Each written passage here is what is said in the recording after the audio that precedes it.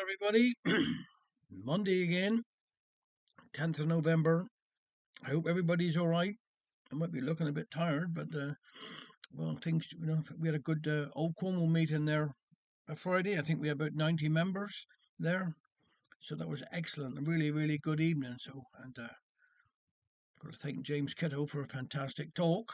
That's the most important. Now, today is, well, a special day for my granddaughter, Stephanie Freya. It's her birthday today. So happy birthday to her, mate.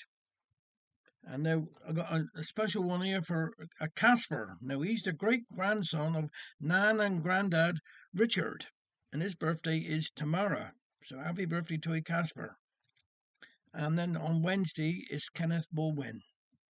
So that's on Wednesday.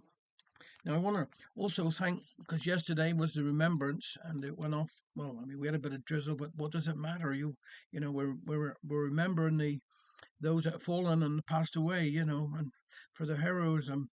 But I want to say thank you to all the volunteers for the Poppy Appeal that that been going on the last fortnight, and especially to Josephine Powell for all the organising. I mean, she put on a lot of hours and a lot of hard work. So thank you, Josephine, from everybody really, because you do a cracking job.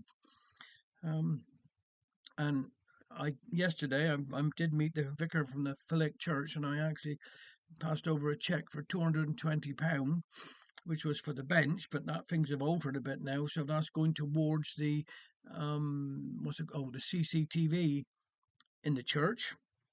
And then don't forget this Friday, please, if you can make it, where I'm down the Hale Day Centre again, and I'm doing a talk for the St Alwyn's Church. Now we say 6:45 for 7:30 start. I'll do like 35 minutes, then we'll have a cup of tea. We got some cake, a cup of tea, all in the fight. It's £5 to come in, but all the money is going to the church. And we got raffles as well, so all the money is going to St Alwyn's Church on Friday evening. So please see if you can come and support us because it's important we keep all these places.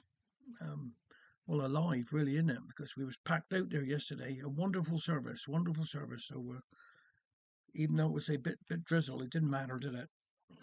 Anyhow, just thank you for everybody for what you do for Hale. That's the most important.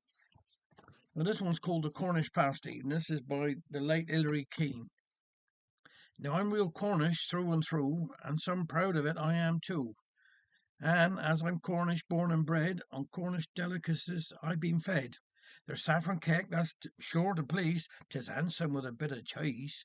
Hogs pudding fresh, or sometimes fried, these pleasures cannot be denied.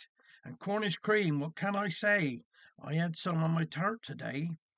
I don't know about I don't know about starry gazy pie, but that's something I never wanted to try. The sight of all they fish's eyes staring sightless at the skies.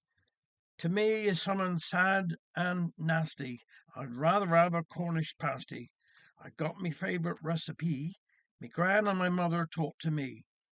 You won't find it in any book, so 'tid no use ye having a look. 'Tis handed down over the years, a real tradition it appears. You do need some onion and some sweet, a really tasty veg indeed. Some taters chopped up nice and small, and a bit of butter on top of it all. Of one thing I am certain, you do need to have a bit of skirtin'. The merest mention of that word mince just makes me shudder and wince. Some parsley's adds a terribly taste, and next challenge we must be fast. It ain't no good if human wimp. You simply got to learn to crimp. You squeeze the edges, give a flick, and your finger and thumb will do the trick. Well, long back in 1991, the British beef scare had begun. And one day father said to me, I'm really worried about the BSE. Do you think we ought to be eating beef? 'Tis causing me a lot of grief. I said, if you think British beef is nasty, what am I going to do to put in your pasty? At this he piped up me middle chill. Well, let me tell you how I feel. Just make my pasty with a bit of cheese, and don't put any beef in it, if you please. And so for the next month or two I decided that's what I would do. But this didn't please my youngest son. He is a real carnivorous one. He said cheesy pasty's fine, but I likes meat. A proper pasty is hard to beat. I really think I've had enough. Why don't you try that soya stuff? So off I went to the health food store, what stuff they got in there, some on the floor, and bought some of that soya trade, so meaty pastas would be made. 'Twas in a packet, crumbly and brown. The family viewed it with a frown. Well, that's what you told me to buy. We'd better just give it a try. The outcome, I expect you all can guess. The experiment was not a success. In fact, it was a disgusting test, so all my efforts went to waste. Why not try pork? My eldest said. You could buy some lean pork instead, and put a bit of apple in, right on the top, sliced sliced nice and thin. So I did, and twice quite, and 'twas quite nice. We had pork pasties once or twice. Then the youngest child came in one day, said, I don't think I've made a mistake, but I've seen a sign saying ostrich steak. 'Twas in a butcher's up Hokey Way. Why don't I have time to stop today? But I didn't have time to stop today. Next time I'm there, I'll get a pound.